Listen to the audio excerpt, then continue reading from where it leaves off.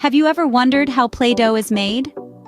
In the next few minutes, we're going to take you on an adventure into the world of this squishy, moldable wonder. We'll uncover the history behind its creation, take a peek at how it's manufactured on a large scale, and even guide you through making your own Play-Doh right at home. So buckle up, because we're about to embark on a journey that's as colorful and exciting as Play-Doh itself. Stick around to learn about the fascinating journey of Play-Doh from factory to your hands. Before we get into the how, let's take a quick look at the when and why.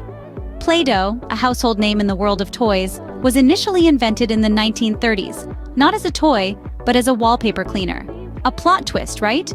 By the 1950s, the non-toxic, pliable substance was repurposed and marketed as a modeling compound for children.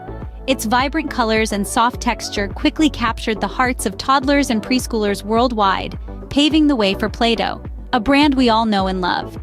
Over the years, Play-Doh has evolved, with new colors, sparkle-infused variants, and even scented versions.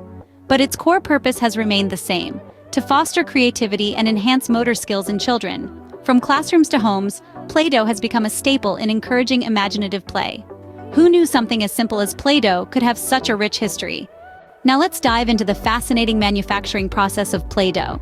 The creation of Play-Doh is an intriguing process that begins with the selection of the right ingredients. Flour, water, salt, vegetable oil, and cream of tartar form the base of our dough. Don't forget the food coloring and the fragrances. Oh yes, that's what gives Play-Doh its distinctive, vibrant colors and pleasant smell. First up in the process is the blending of the dry ingredients. Flour, salt, and cream of tartar are mixed together in large industrial mixers, creating a fine and uniform powder. Next, the wet ingredients, water and oil, are heated and carefully combined with the dry mixture. This forms a semi-solid dough that's kneaded until it reaches the perfect consistency. Now it's time for the fun part, adding colors and fragrances. This is where the dough gets its personality. Each dough batch is divided into smaller portions, and different colors and scents are added to each. From bold blues to radiant reds, and soft lavender to fresh mint scents, the possibilities are endless. Then, the dough is allowed to cool down and harden slightly. Afterward, it's thoroughly inspected for quality and packed into those familiar little tubs, ready to spark creativity in children around the world. And voila, that's how the fun and colorful Play-Doh is made in factories. Ever thought of making Play-Doh at home? It's easier than you think. Imagine the fun of creating your own squishy and colorful Play-Doh. Not only is it a blast, but it's also a great way to engage your creative side. So, let's dive in and get our hands a little messy. First off, gather your ingredients.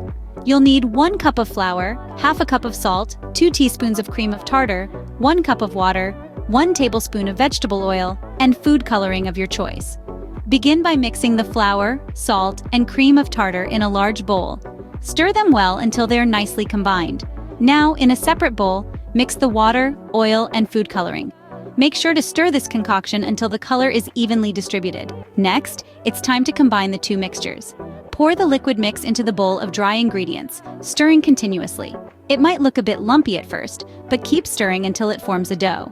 Now, here comes the exciting part. Transfer the dough onto a floured surface and knead it until smooth.